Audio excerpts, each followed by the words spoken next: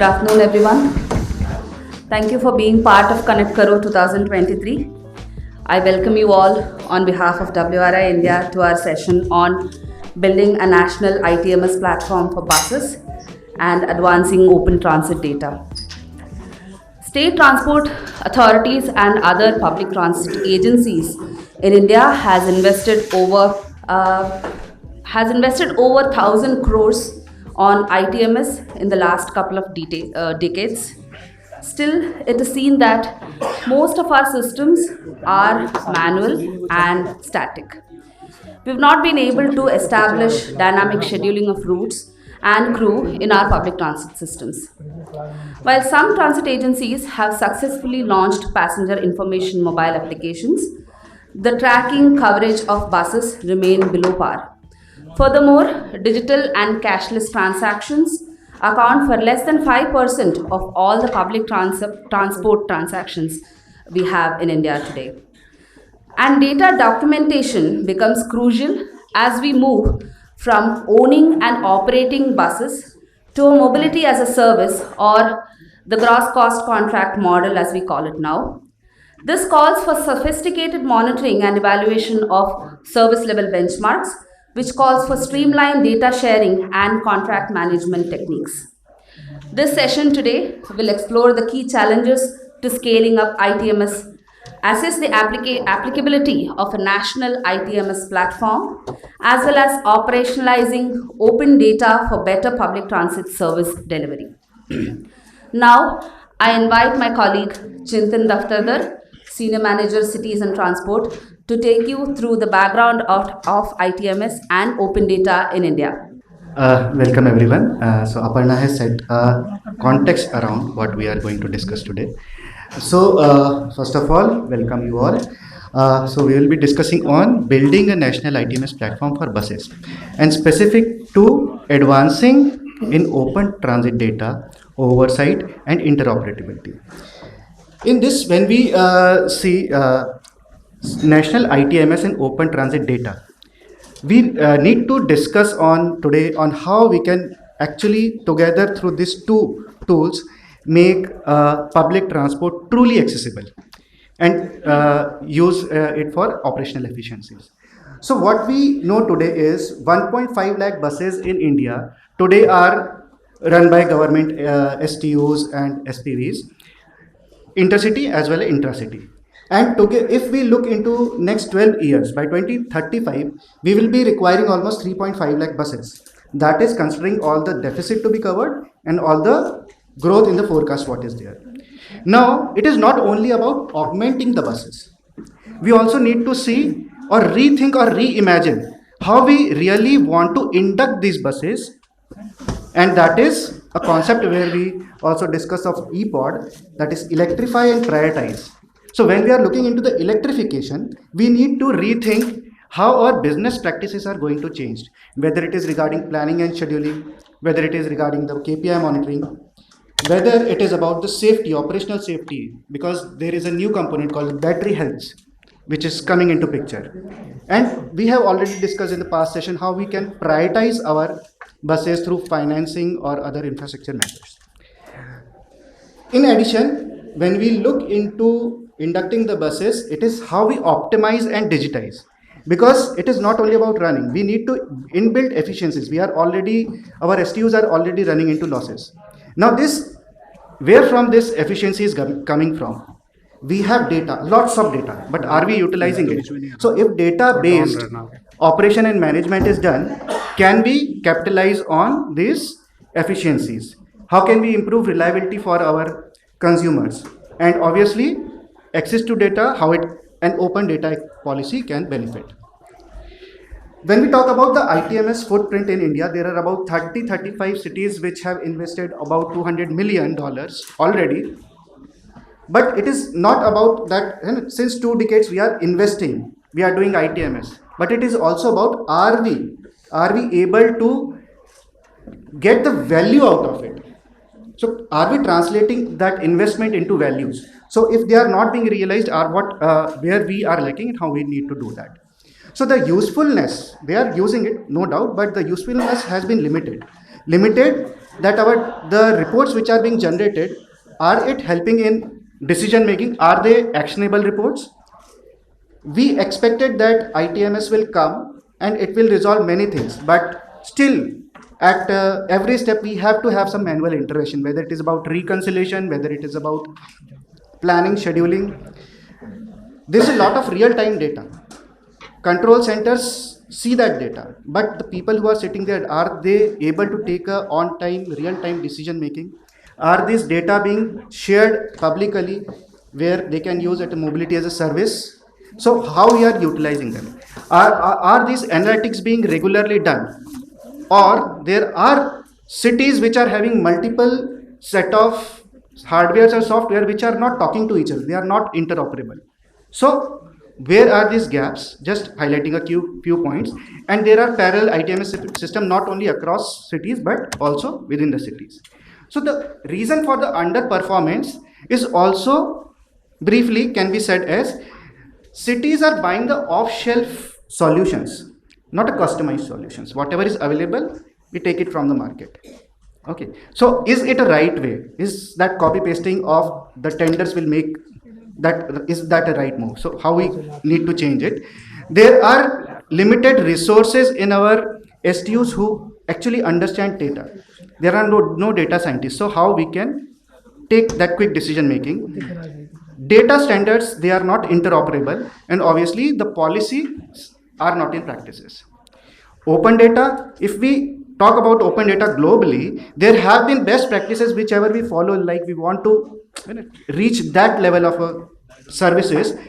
Those are not, they all have open transit data policy, while in our cases our datas are hidden behind lot of passwords and they are not shared. So how can we actually make this open transit data make benefit to everyone? To users, they can have more accessible informations, they can save time, they can save money, they can have a better experience. When we talk about public agencies, so more passengers, when they come from their experiences, obviously they will have more revenue. Not only that, you don't need to depend on a particular solution. So you can have savings without having a third party interactions. You can optimize your network and resources, and obviously it will be helping economy through more jobs, more skill jobs, innovations and business practices. Okay.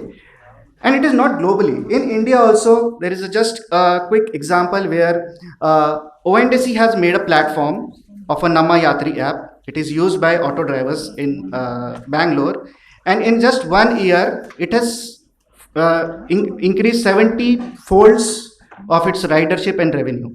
And this data, ONDC platform, is accessible to all.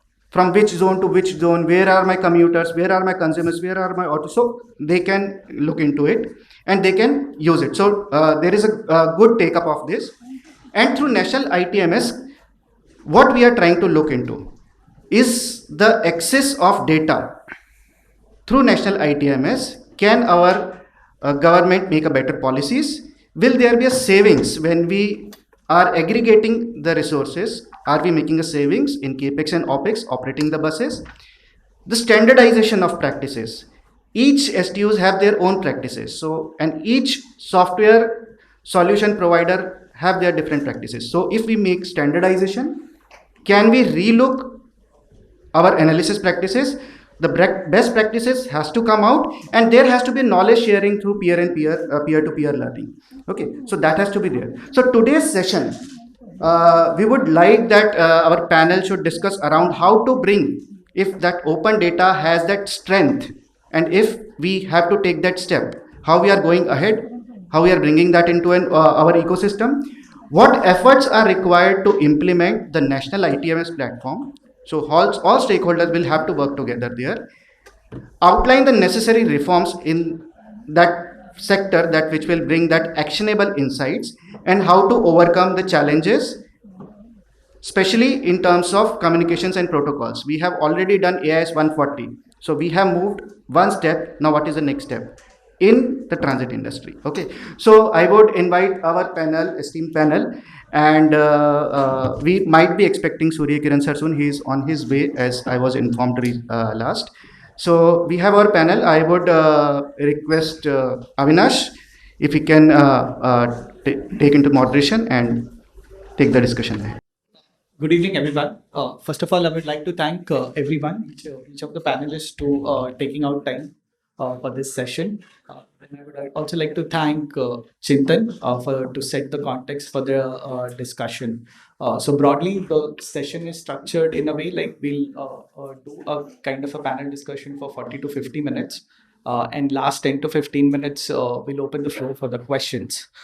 So straight away, moving to this topic of open data, uh, I would like to request Bagde sir for his opinion. Like over years, ministry has funded individual cities in developing their ITMS facilities.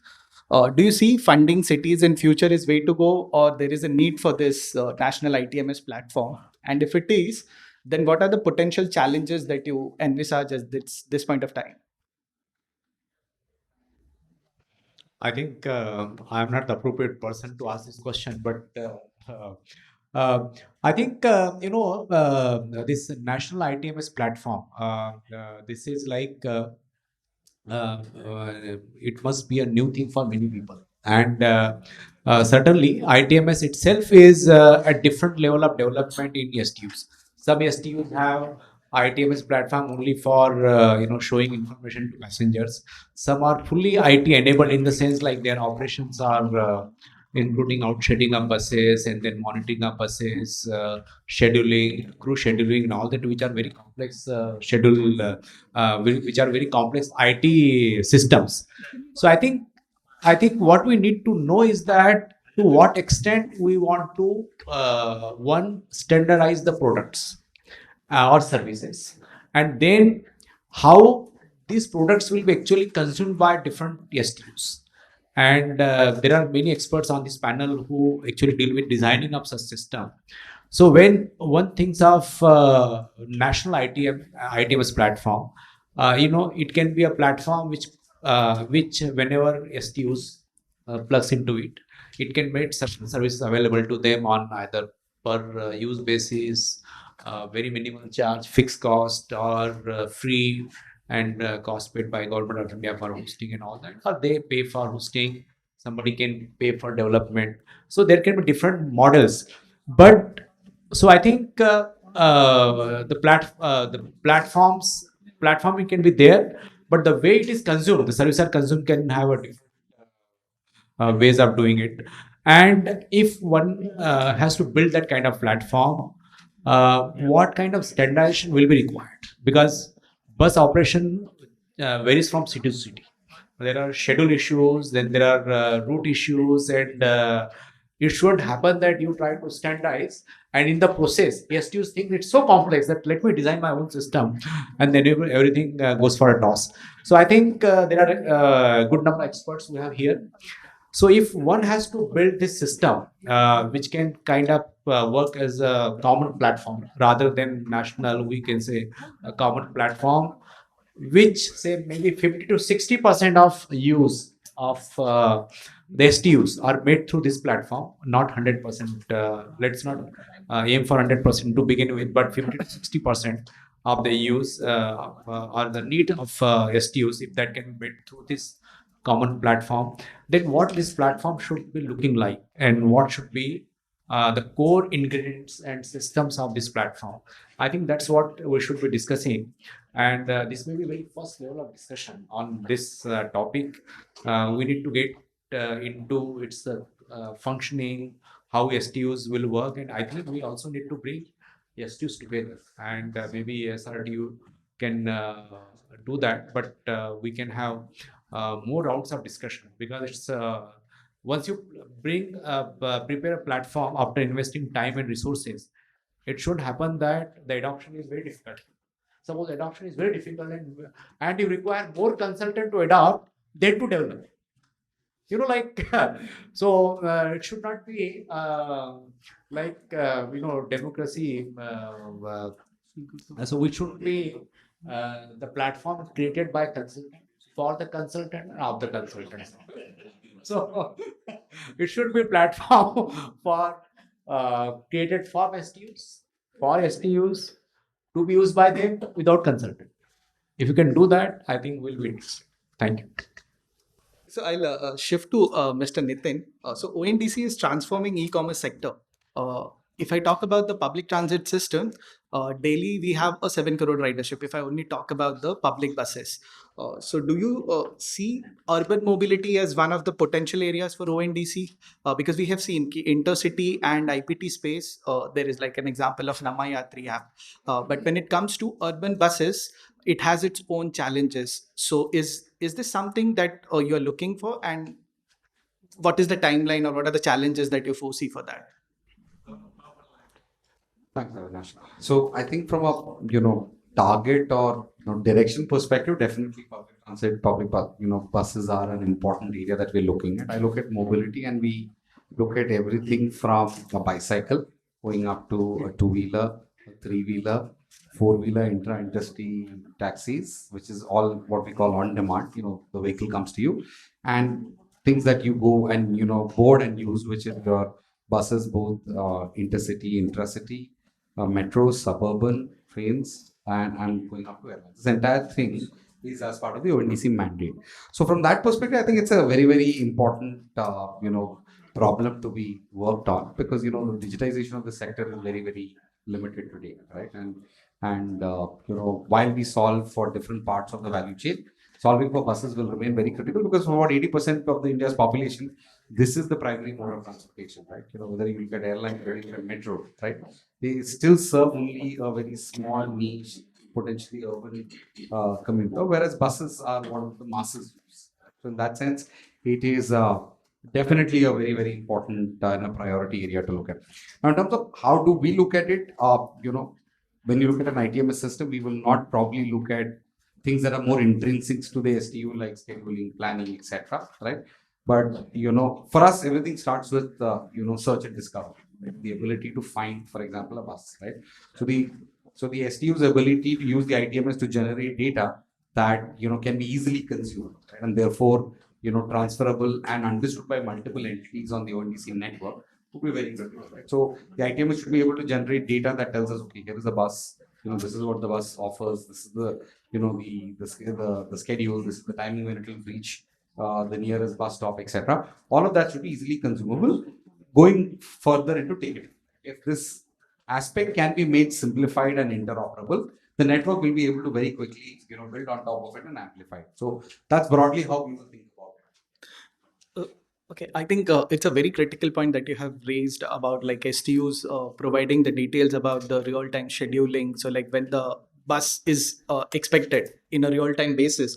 So here I would like to bring it Rolly for his perspective. So Google has initiated this GTFS open standard, which has potential to transform journey planning and real-time information. However, transit agencies do not have convenient tools to generate GTFS. So what efforts Google is making to enable transit agencies to publish their static and real-time data? If you could. Thanks, Avinash. So this is a very interesting question that you ask, and I think over the years we've seen very different levels of familiarity and adoption when it comes to GTFS in the country. For those of you, who might wonder, this is the General Transit Feed Specification, right? It's a standard that's used by agencies around the world, and it really helps, so to say, simplify the data, both static and real time. And it helps in creating a common standard that the industry can use to make this data, using Nitin's terminology, right, searchable and discoverable, right? So this is also a standard that we use for Google Maps to help you, if you were a user, get around. And if you were, a transport agency, to help improve ridership, to help improve accessibility for your network. Now, when it comes to adoption of GTFS, there have been some challenges. The main challenge, I think it seems to be of who gets trained, on GTFS. So we often find there is an in-house team, right, at most transit agencies. It's not really their mandate to go learn like new technology. So I think I come back to what Bagre sir was talking about, which is then, you're talking about multiple agencies that would take on this mandate. In some cases, that actually works very well, right? So if there is an external agency that's acting as the technical partner, that we've seen instances where that works very well. They are technically capable and able to build GTFS quickly and make this available. But we've also seen instances where this doesn't go as well, probably because there is a change of ownership, and it doesn't transfer. There is something that comes for a bit, but it doesn't scale. So I would say, from our perspective, our efforts have been to fix the funnel through and through. So it comes to hand holding for just an agency to understand like what is needed, right? And helping them maybe even get in touch with partners in certain cases. So we work with a few third-party aggregators who are familiar with GTFS, so we could make introductions, we could help with training. In certain cases, we have helped with data conversion. In some cases, we've built, capability in-house to convert GTFS or like raw data into GTFS within Google. So yeah, I mean, we would show up depending on where the agency really is. I think I have a question, and which would be to Roli. See, like, suppose if you look at Indian STUs, maybe we know some STUs and some city bus operations. Maybe say suppose 100 number. So out of 100, say suppose 50% have IT system, but all are not willing to share the data. So I think Roli was very modest in not being critical of them because she needs the data to come in. But I think what do you think is the those who are owning the data? Like there are many agencies which are owning the data, and they know that this data is in public it has been generated by public. So actually, it has to flow back to the public to generate more value, but it's not happening. So, what do you think from your experience? I don't want you to name anyone, but general, like what are the obstacles which are there in getting the data out from them, and how to handle those? And they may be both private and public. So, I think if you can You're shed some giving me a light. very tough question. I'm going to try, but I will also ask my co-panelists to jump in here. So I think, in my experience, you can address this on both sides. So there's a push and a pull, right? So when I talk about a push, there needs to be, I think, some systems and standards and service benchmarks in place. Also contractually, right? Like you need to have the relationship built in a way that this data is shared first with the agency. And we were all joking about an example. I think those of you who are in the industry know this example well, where the agency didn't have access to their own data, right? So I think contractually there's a lot of discipline and diligence required to make sure that you're getting access to your data. But also I would say the pull works. So how do you encourage and incentivize both the players but also the ecosystem for this data to be available? So tomorrow, say if somebody out there was able to build a service that helps a user, right? So I'm talking about creating innovation using data. You're trying to imagine different kinds of things that people can do once the data is open, right? Imagine if you were in Bombay or in Bangalore, knowing where is the bus, right? And then on top of that, different people, depending on their use case, could build different kinds of apps and services. So now the ecosystem has imagined what maybe you and I can't, right? And that also naturally provides, I think, a reason. And then, of course, there's monetization, right? It's not just philanthropy. It's not just free data. If people are able to use this in some way to, make some money, help with employability, I think that would help too. Thanks, Roli. So here we are talking about there is a data, but it is not available for any of its efficient use. So I think this is the point where I would like to request Surya Kiran ji.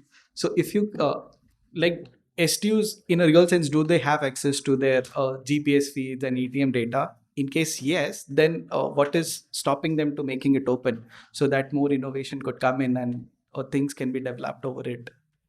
The growth and development of STUs, if you observe over a period of time, they've been operators of buses. And the technology came in later part of it. And actual first computerized STU started its operation in 1996. And then after that, not much of computerization I'm talking about, not the high techs I'm talking about, has happened over a period of 25 years or almost 30 years. And then what led the development is the companies have come forward. The companies have come with some technology and offered to the STUs, and they've started. I mean, different companies offer to different STUs, so everybody started their own kind of technology developments in isolation. Actually, there's no common protocols, no common formats, no common nothing whatsoever. So they were company-led developments, technology company-led developments, and they didn't even understand that data has some value. Most of the STUs never understood that data has some values.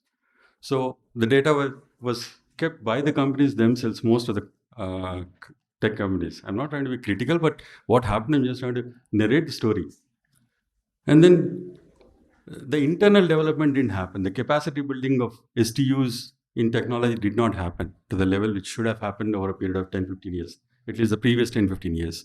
So you don't find IT teams working in STUs, not big IT teams, not there, and not even namesake IT teams are not there. The company driven and then contractual driven IT developments have happened so far. So data sharing as such is a kind of taboo in STUs. I mean, they don't really know that there is a value in sharing data, and whatever data they have is mostly what they understood. The data is about their internal efficiency data, like their earnings, their operations data, which they wouldn't want to kind of share with anybody else, because all of them are loss making at the end of the day, and then loss making units don't share data that easily because they need to project their data so that they need to raise money. So a lot of intricate complexities are involved in it. So ultimately, what's been happening so far is that there have not been any kind of common platforms, common formats, or whatever technically you call them. And so till today, even if you want to have something like national platform to happen, then we need to do a lot of study within the STUs, what kind of systems they have, what kind of formats they have, how do we kind of make them all into one single kind of protocol where then everybody can share data. And whatever I've seen so far in my last 30 years of experience, not many successful models have evolved in IT related activities. One or two STUs I can say, Best is one of them, ABSAT is another one. These are 2-3 corporations only we can say that they're doing reasonably good. They're able to give the best to the customers through their technologies, and still long way to go, of course. There's a long way to go for everybody. So data sharing, we need to convince the STUs to part with the data. To do that, we need to understand the psyche and then approach accordingly. So all the experts, whoever they are, I would always request them to educate STUs first, build their capacity in terms of technology, learnings, knowledge, and then we'll start realizing that something can be possible. Yeah. Thank you for that. At this point, Madhav, I would like to request you, like WRI has been working with so many cities on transit services. What do you see as the way?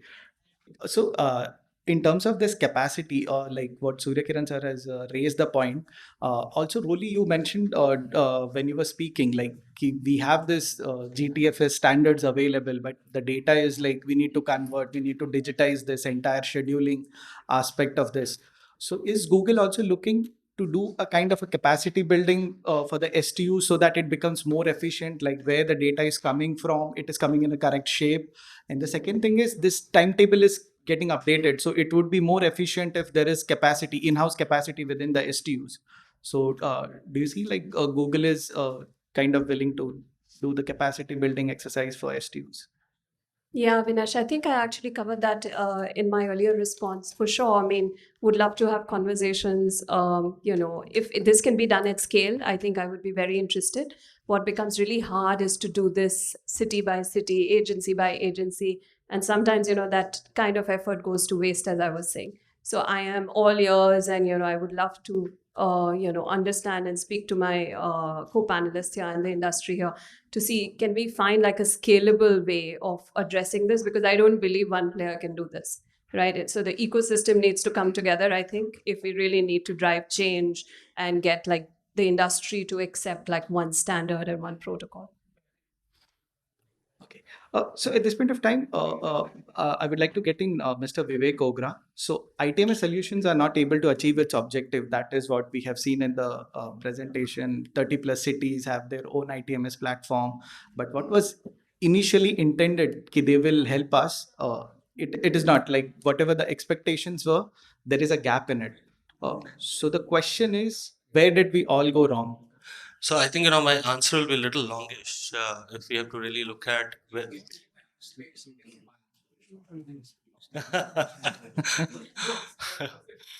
So if it is about saying where did we go wrong, so I think fundamentally it is not one person who's gone wrong or one organization which has gone wrong. It's an ecosystem which is really required to deliver anything that is right.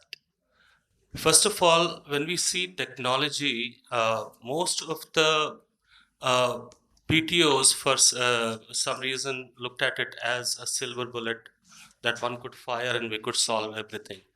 And there's a good saying, a bad process can never be corrected with technology. It's only a right process, and therefore a right technology amplifies that. So that's fundamentally where we are wrong. So first of all, see, when we go about doing ITMS implementation, the first requirement should be asking a fundamental question. Why are we doing this? What are we out there to correct? So therefore, once you have an answer to that, you will have appropriate technology to deliver an outcome. So I think that's fundamentally where we go wrong. Second, it is about owning the decisions and actions. Most of the time, what happens in STUs is we ask technology to be implemented, insights to be created, whether they are actionable or not, they are not taken to a level where they should have been. For example, institutionalizing actions. What is ITS going to do? It's going to create insights end of the day from data. So we have problems in terms of institutionalizing the technology itself in your day-to-day working of the PTO. So I think fundamentally on the PTO side, that's where we go wrong. If you look at the operator side, we import technology, processes, etc. If you see cities in India, we are politically different, we are culturally different, we operate in different ways of life. Therefore, one solution cannot fit all STUs. Every city has a different need, different way of how it can align to the city's aspirations.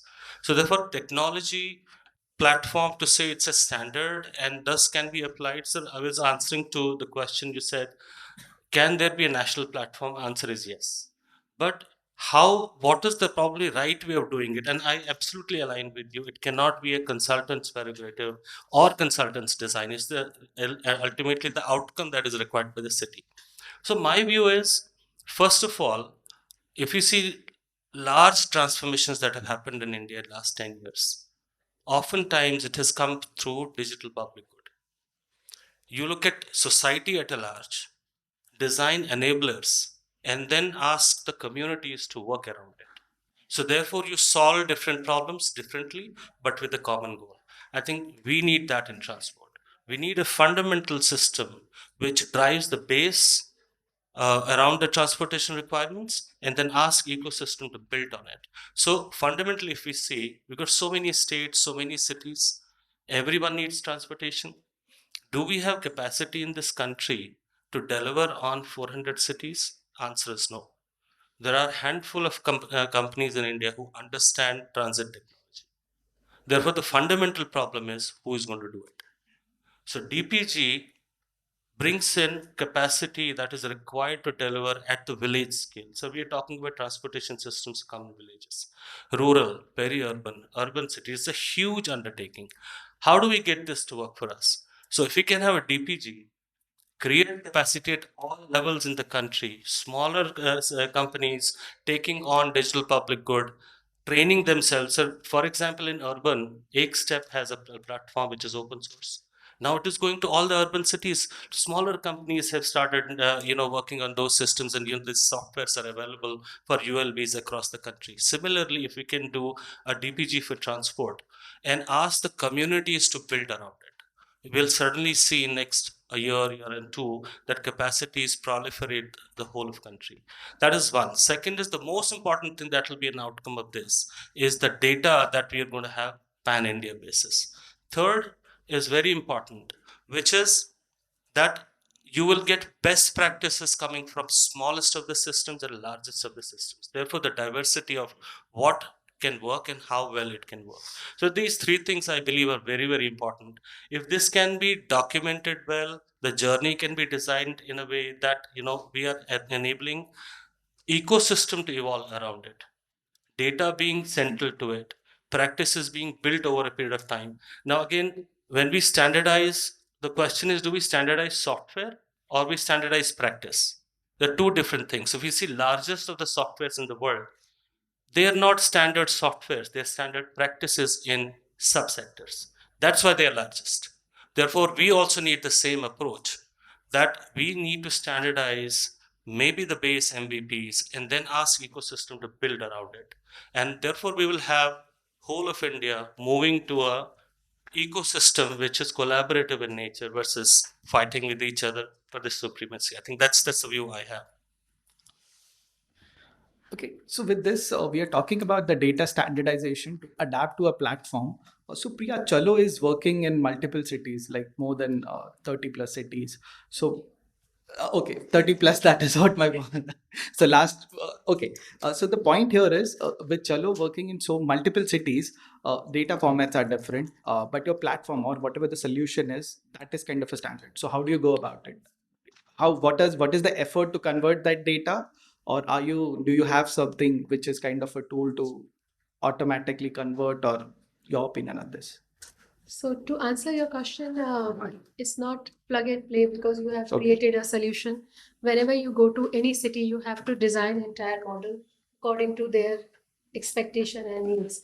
But in a larger perspective, when you talk about entire integration and ITMS, I think it starts with the center level, wherein everybody is saying, and Sir has been insisting about SUs. And last year he was, Bagre sir met me and he was speaking about that closed loop चला रहे हो और हम NCMC promote कर रहे हैं. If you remember, sir, मुझे डांट पड़ी थी इस बात पे UMI में. And I remember, but as Surya sir said that SUs are mostly, they are struggling, they are in losses.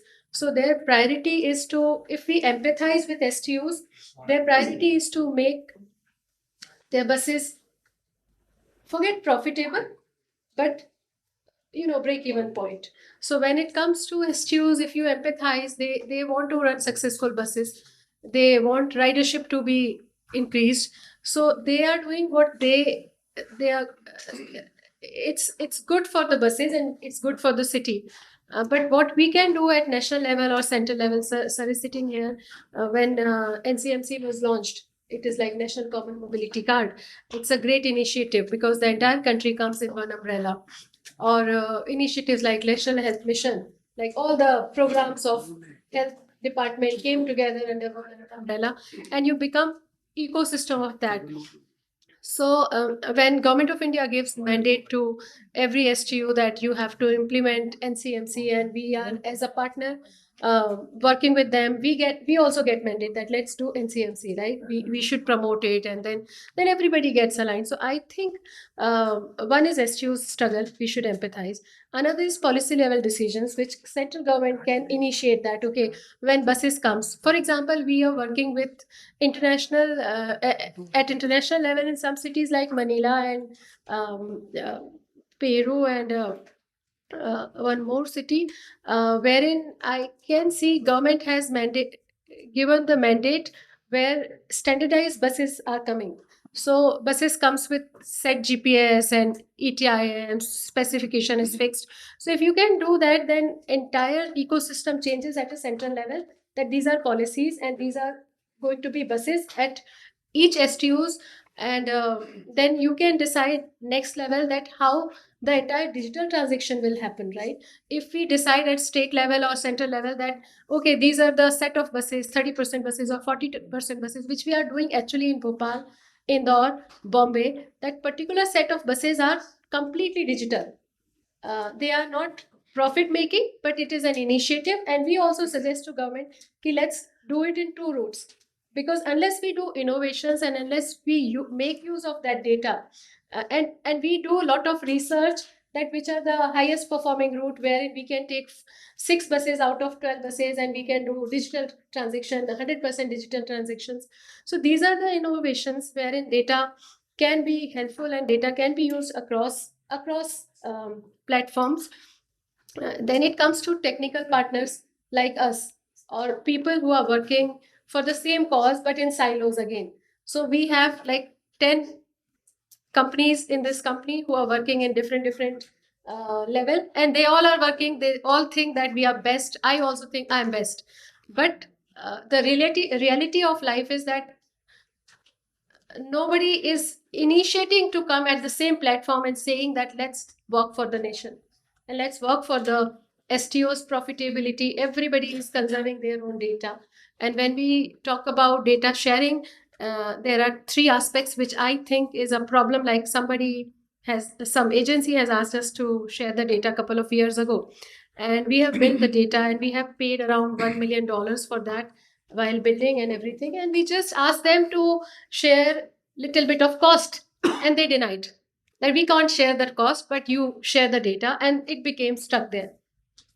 Second point comes when and by the way, we just share the data with Google. Rolly is sitting here. Don't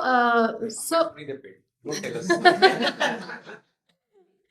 Sir, I think risk, revenue, and the money, because we also have to, show is to investor, and I invest in every round in this company. So I'm very passionate to build entire ecosystem, and no other objective of except building this entire platform as a ecosystem.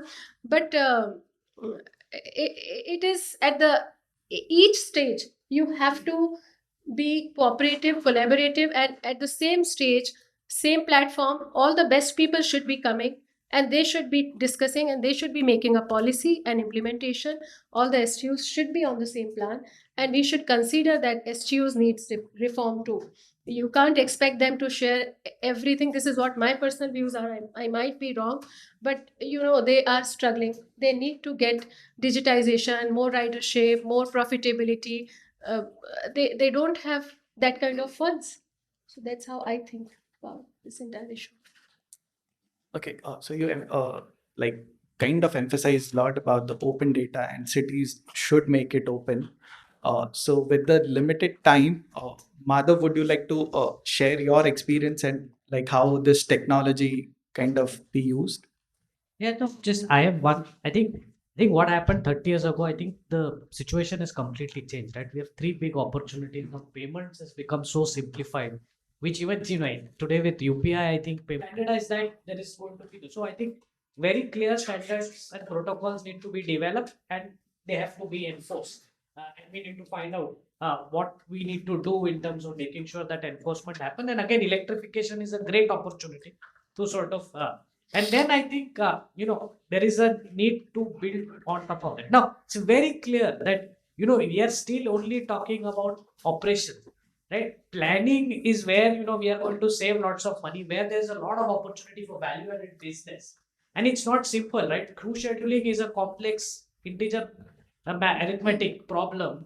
Not everybody is going to develop. You need specialist people to. There are 4 companies in the world who do this for a reason. I think this is a huge. So I think clearly, I think we need to sit down as an ecosystem. This is a good as a starting point. Everybody, there is a need to identify a role. Wagner has left, but somebody like a national ministry or ASRT has to take a note that we are going to build a national sort of ITMS interface platform kind of a thing. You start convening regularly, get all the interested parties, including the manufacturers, device makers, so that we come up with standards, clear the idea of who's doing standards and protocols. What I think that is in place, or at least the confidence that this is being done is in place, I think a lot of players will start to come together and move on this. So I think that this is the right moment to do it.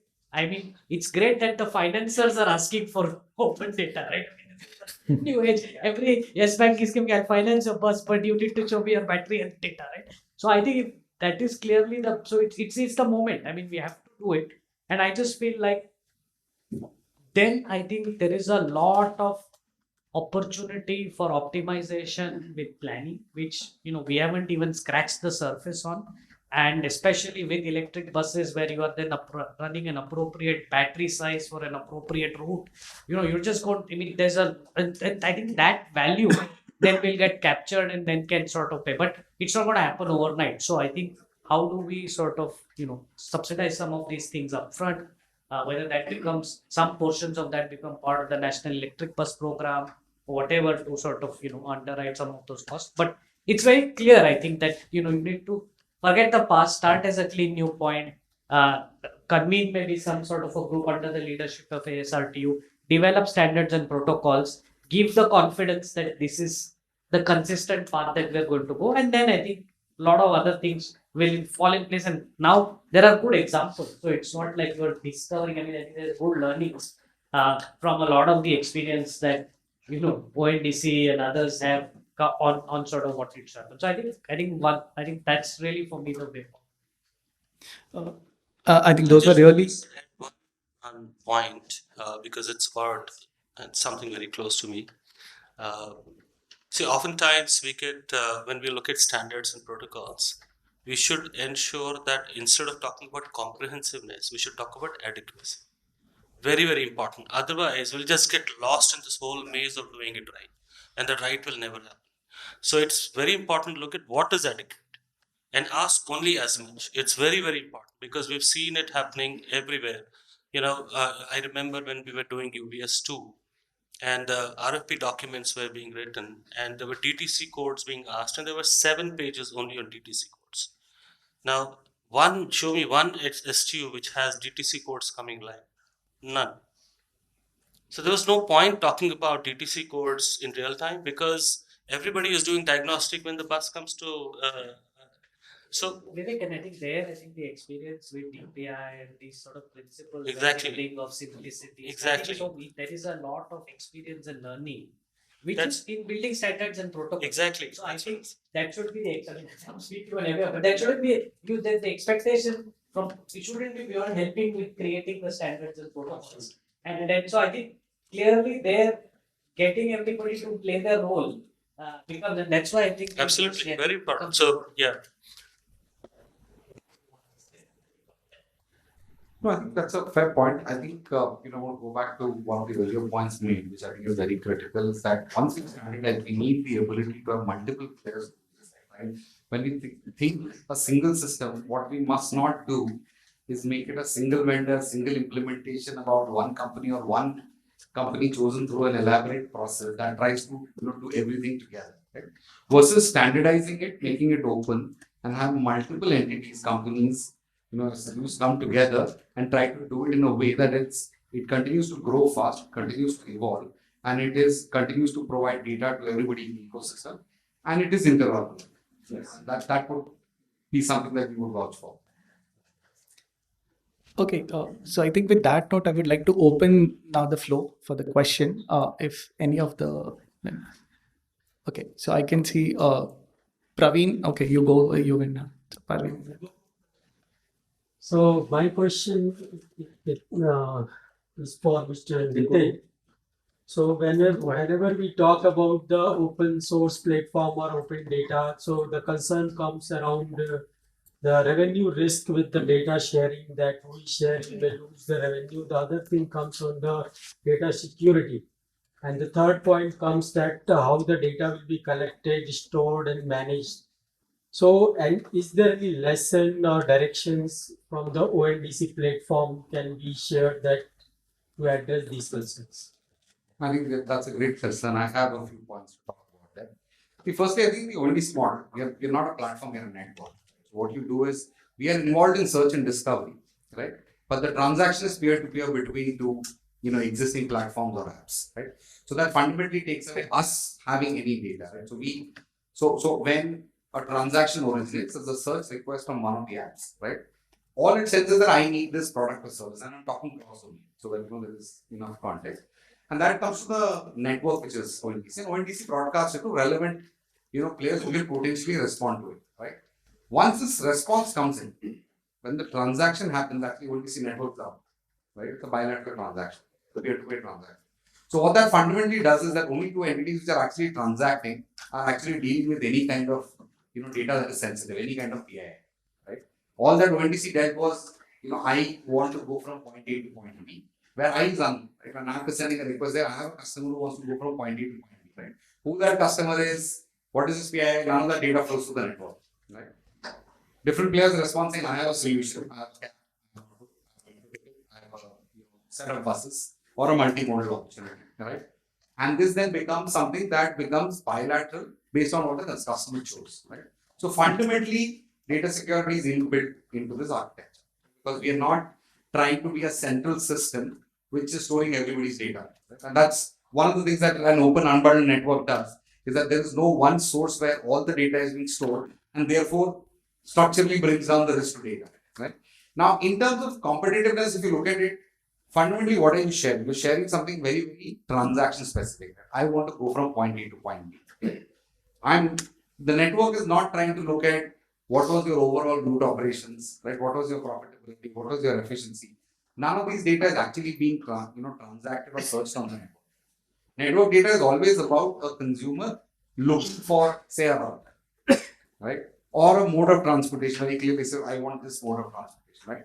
So architecturally, I don't see that as a problem in terms of the data that is being exchanged in an open network kind of model. Right? If we were transferring, like a data lake, right? You have a data lake where your ITMS data is stored and that is being shared with somebody, there could be, challenges and things that you may have concerns about.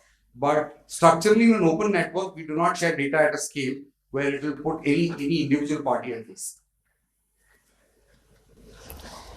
Prashant. Avinash, to me specifically, I think this is a moment of celebration. Even for all these people, the only persons missing is the government or from EGIO to actually take this conversation forward. So I would not want to lose that opportunity. So my question to each of the players here is that can we take this conversation forward? Is this logical to take this forward? And if it is logical to take this forward, what each one is willing to contribute and how to, sometimes these meetings just go like this, and then next time we talk 3 months later and we are again in the same state. I don't want that to happen. So can we actually comment even vaguely as to what we are looking at in the next 3 months? I think that's a very important question, and I would request the others. Okay, you want to start? Okay, sure. I would do that. Yeah, I would do that. Sure. Yeah. One thing is clear that we need national level platform which provides data, not even data sharing, but provides display of data to everybody to know what's happening in each of the STUs. One knows about the other ones. That's a small part of it. Other part of it is having electric buses now happening now. They're coming with some gadgets, capture the data from the gadgets, trying to extrapolate all the data together and see that where we are going in, say, battery life, say, kilometerage of each of the state, how many vehicle utilization, etc., where they're going. And third one is, is it possible to have software-related applications, services on the portal? If you have a national portal, where can we provide some softwares to the smaller STUs which have about 300, 400 buses? Can they kind of use this software applications, dump the data and get the reports, use especially data analytics, etc., etc. Yeah, this is what we thought we should have it. So we, as ASRTU, are proposing to have this national level platform. And we submitted our proposal to MOT also, and we are waiting for their response, which should happen within this week. I release because we have a presentation within this week. Now, what's most heartening is that what this guy, this group on the stage and off the stage, to agree to come together and build this platform. And instead of looking at going out, the typical tendering based and going and trying to set up one company and create such kind of platform through one company, very difficult proposition.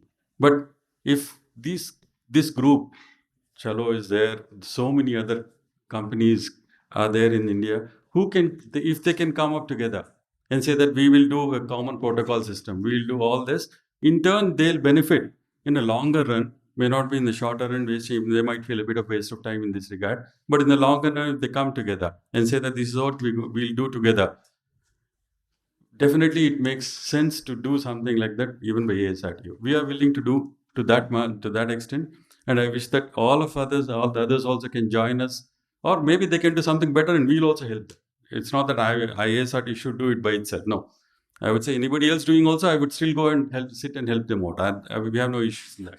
So I say, let's take initiative. As you said, let's not keep the end of the meeting and then out of sight, out of mind. I mean, like that. If that assurance is come, and you people tell us what to do, we are willing to take things forward. We may not be so technically equipped to do things, so we are willing to take it forward if you guys guide us through it. Thank you.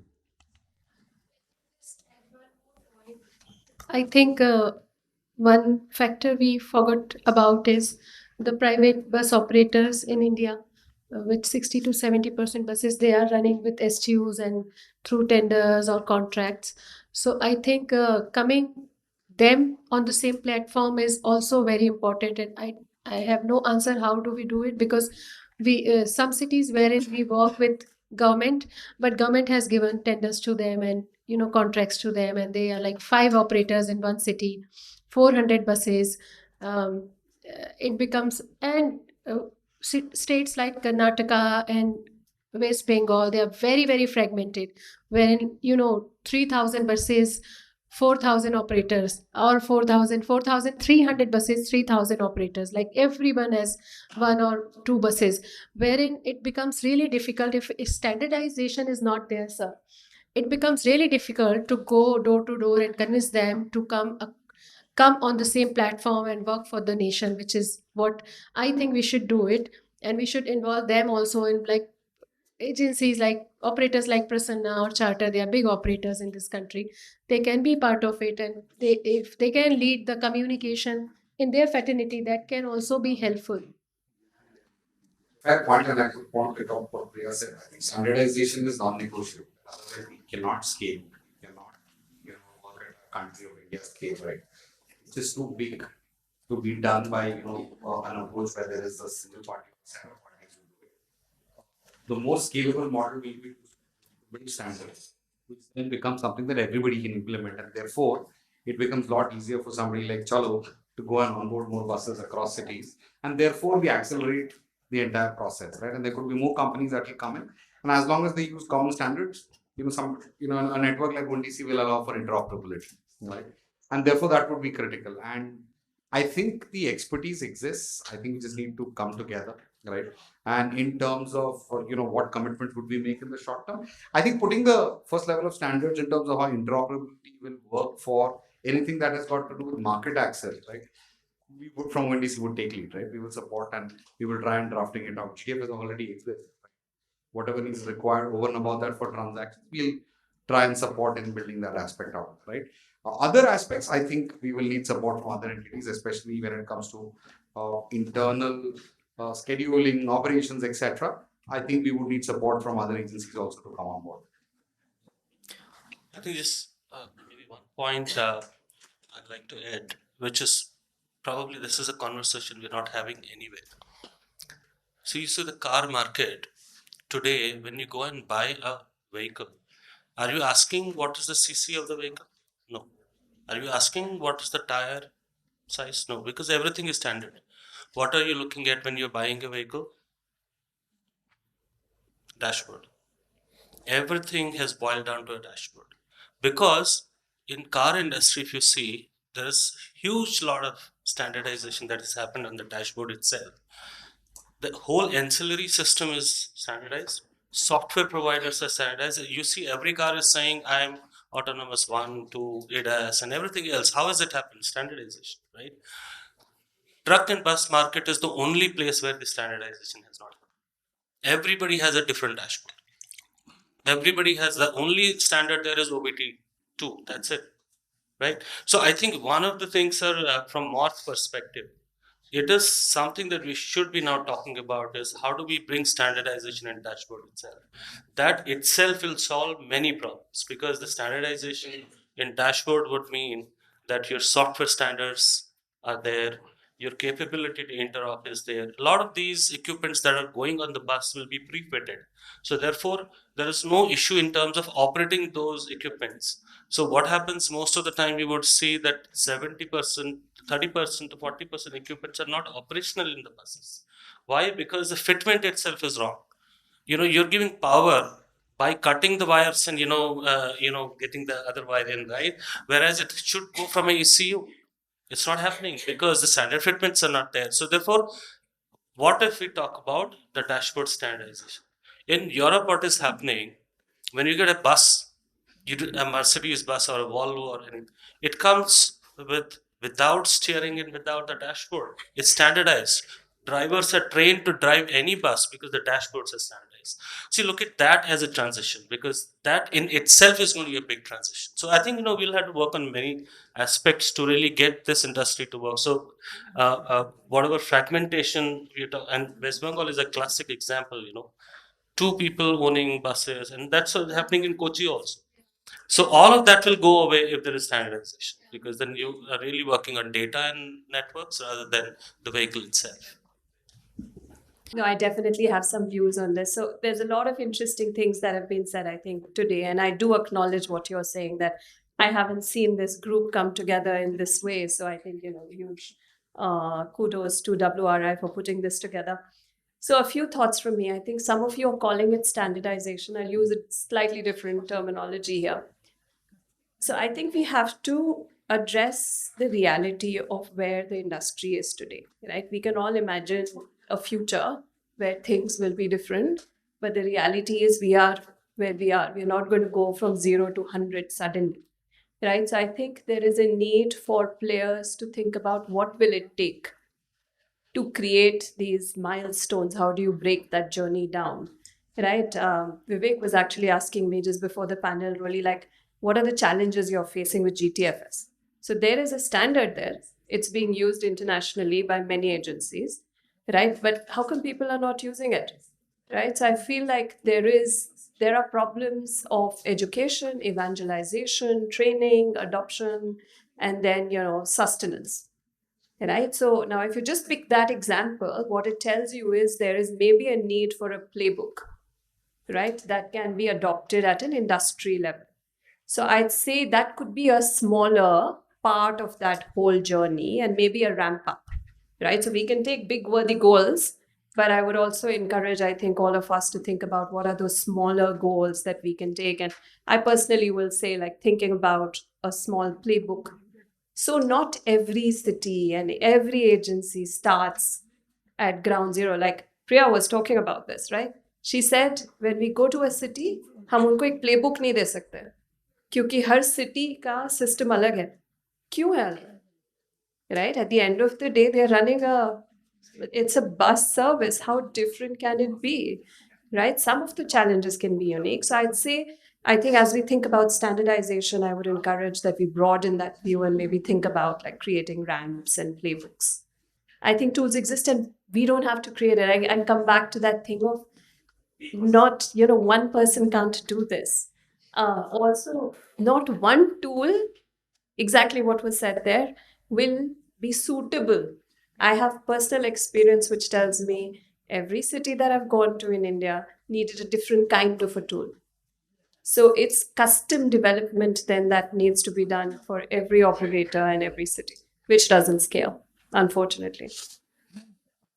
What role can ASRTU play, right? I think this is important. I think even if you create a GitHub of GTFS tools, and I think some of that, I think just assembling that, building the capacity, spreading that word, so there are these different pieces that need to be done, and who does which and who takes lead. I think that conversation has to happen in a systematic manner, and I think that can be housed in ASRTU, and several of us can participate in that conversation with good participation from Moth, right? And I think that basically that committee needs to be put together, and I think and then adequacy and all of these questions can be sort of answered. So I think that is something that we can definitely also support to make happen, and support ASRTU as much as possible on that.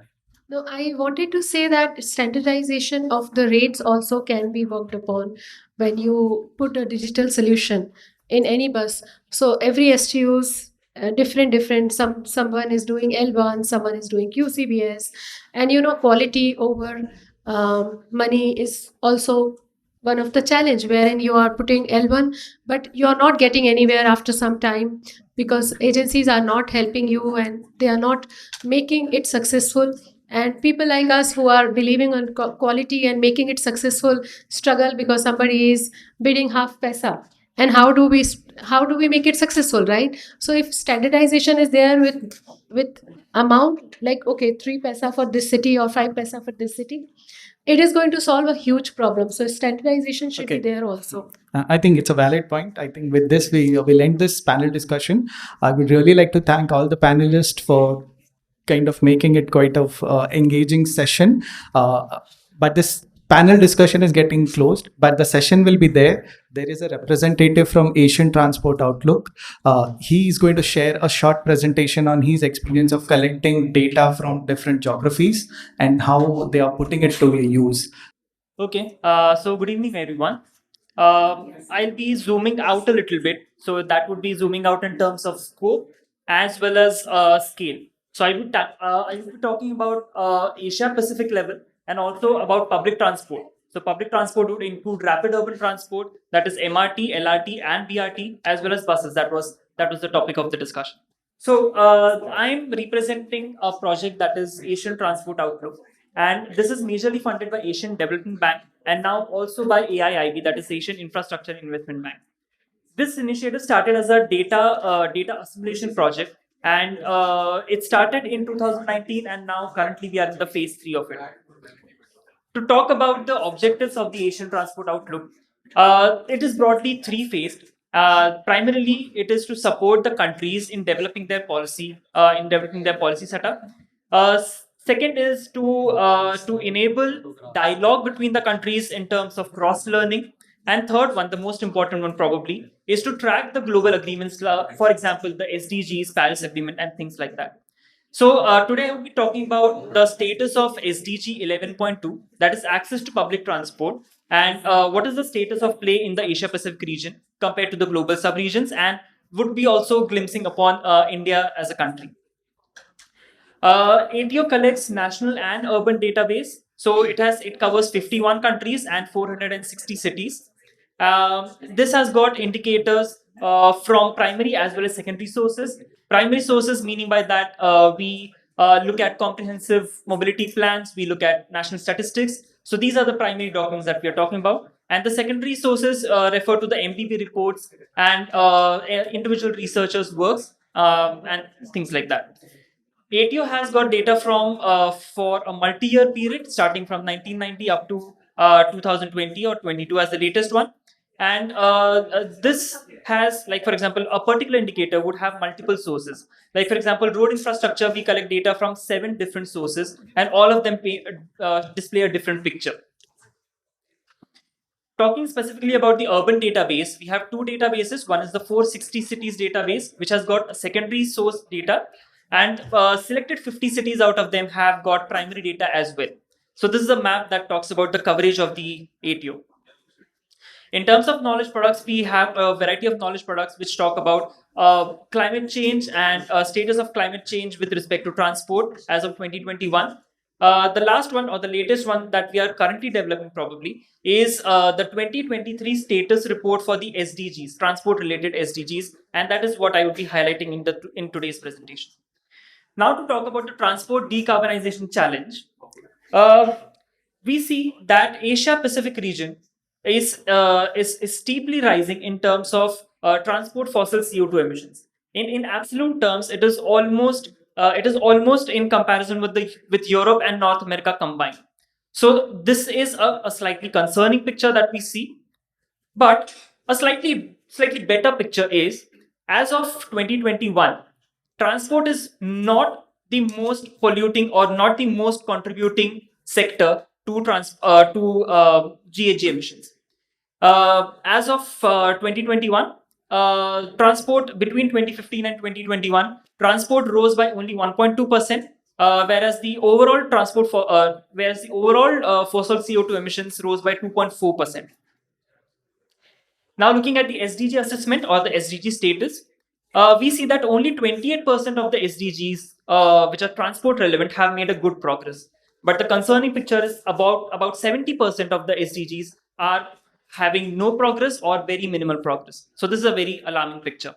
And urban public transport lies in that minimal progress zone, in the red zone. Now let us take a look at the number of cities that are doing something on rapid urban transport. So in this, again, we see a good picture that Asia Pacific is showcasing. Experience tells us that to start off with, it's a struggle for to get the cities on board and to have rapid public transport initiated. But once that is there, the leapfrogging is easier. So we see a steep rise in Asia Pacific. Like for example, 2000, Asia Pacific had 61 cities which had rapid urban transport, but in 2022 we stand at 154. To give you a little bit of context to this one, in Asia Pacific, Asia Pacific has got about 65% of the world's million plus cities. So we are talking about 300 and plus cities out of the total 469 million plus cities in the world. And in that context, Asia houses 52% of world's urban population. Now, with respect to India, we added 14 cities were added in the last 20 years. Now looking at the context that the number of million plus cities that India has, I leave it up to you whether this is a good picture or a bad picture. Now, this graph talks about kilometers of urban rapid transit added versus GDP. So here we see that Asia Pacific rose steeply. So what I mean by that is Asia Pacific added more infrastructure kilometers per urban million population with only marginal increase in GDP. So this, in comparison to Europe or North America, this is a very good picture that is Asia is trying to paint out. Now, with respect to India, between 2000 and 2015, India added 6%. India grew the rapid urban transit infrastructure by 6%. And between 2015 and 2020, it grew by 8%. So as of 2020, India has got 2.4 kilometers per million urban population. Looking at some of the benefits of rapid urban transport, in this graph clearly shows more the rapid urban transport kilometers per million urban population, lesser is the sprawl. So in terms of sprawl, we are seeing the rapid urban transport provisioning serves as a benefit. And the developing countries, they are mostly lying in the 0 to 30 category, but they are mostly towards the lower ends of the sprawl. Now, this graph might be one of the most exciting figure of all times. What this graph shows is Asia Pacific started to introduce rapid urban transport at much lower levels of GDP per capita. This is a very exciting picture. This is a very encouraging picture. And we see a huge potential in leapfrogging in this context. So we look at India, we look at China. They started much early in terms of provisioning of rapid urban transport. After a good picture, we see a slightly concerning picture. With respect to buses, the state of play is not so well. The buses are declining or are on the verge of decline. There is a reduction in terms of bus production as well as bus import. used as well as new. Asia Pacific is declining in both these fronts. But when we combine buses plus informal and semi-formal transport, we see that this is slightly better. This also talks about the demand versus supply and the systems that informal or semi-informal structures systems are playing vis-a-vis the bus transport. So between 2000 and 2020, average number of vehicle registered per thousand population for Asia Pacific increased from 4.9 to 6.7, and for India, it more than doubled, that is from 1.9 to 4.3. In terms of mode share, ITF estimates say that the mode share has more or less become the same as the pre-COVID level, so it has entirely recovered. That is with respect to the passenger transport. In terms of urban freight transport, we see that after the implementation of SDGs, there is a talk about active transport or non-motorized freight transport coming into play. But still, 90% of the freight transport in the cities is through medium and heavy duty trucks. Talking about the share of urban population without convenient access. So this is the SDG 11.2 that we are talking about. And here we see that a whopping 1.32 billion urban residents in Asia Pacific region are without a decent access to urban public transport. And so this says that only 4 out of 10 people have convenient access to all these kinds of rapid urban transport. And when we compare it with Europe and North America have got only 4% of the population without a decent access, and which does not compare at all with 60% in the Asia Pacific region. To summarize, in Asia Pacific, there are about 89% of the cities which with having share of convenient access below 90%.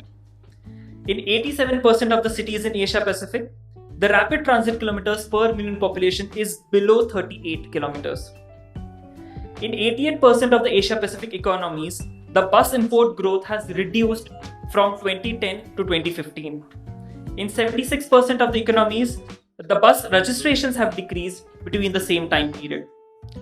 We see that rapid transit kilometers with respect to the urban population increase, this has performed better with respect to the rest of the global sub-regions, and this has also performed better with respect to pre-SDG levels. But when we come to the share of population with convenient access, that does not show a good picture at all, and there is whopping 1.32 billion which is without convenient access.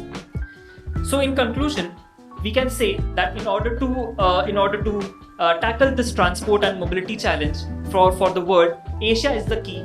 And looking at the urbanization prospects, we see that urban public transport can have a transformative effect, and there is a lot that can be done. And it was a good discussion to witness, and we see a lot of potential for this to happen. Thank you so much.